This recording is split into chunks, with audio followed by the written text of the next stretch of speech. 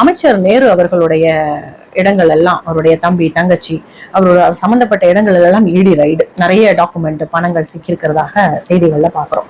2018 ரைடுலயே 100 கோடி ரூபாயும் 90 சவர நகையும் சிக்கினதாக செய்திகள்ல நாம படிச்சோம். எப்படி இவர்களுக்கு இவ்வளவு பணம் கிடைக்கிறது? இதுதான் டிஎம்கே ஃபைல்ஸ்ல அண்ணாமலை அவர்கள் நிறைய அப்பட்டமாக சொத்து பட்டியலை காமிச்சாங்க. ஒவ்வொரு ஊருக்கு ஒவ்வொரு ராஜா சிற்றரசர்களாக திமுகவுல திராவிட மாடல் கட்சியில் இருக்கக்கூடியவர்கள் ஒரு சாதாரண தொண்டனாக இணைந்து ஒரு எம்எல்ஏவாகி படிப்படியாக எம்பி ஆகி இன்னைக்கு ஒரு அவர்களுடைய வாரிசுதாரர்களும் ஒவ்வொரு ஏரியாவுக்கு ஒரு அரசர்களாக உருவாக்கி கொண்டிருக்கிறாங்க.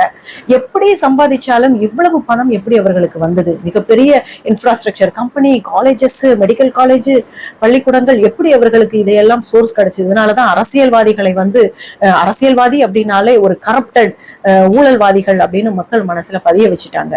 ஆனா அன்றைய காலகட்டத்தில் இருந்த அரசியல்வாதிகள், முத்துராமலிங்க தேவரும் அரசியல்வாதி தான், வ.உ.சி. சிதம்பரம் பிள்ளை அரசியல்வாதி தான், காமராஜர் அவர்கள் அரசியல்வாதி தான். அவர்கள் சேர்த்து வச்ச அவர்களுடைய சொத்தை மக்களுக்காக செலவிட்டார்கள். இன்னைக்கு மக்கள் சொத்தை தன்னோட சொத்தாக மாற்றிக் கொண்டிருக்கிறார்கள் இன்றைய அரசியல்வாதிகள். யாரு? திராவிட மாடல் தான்.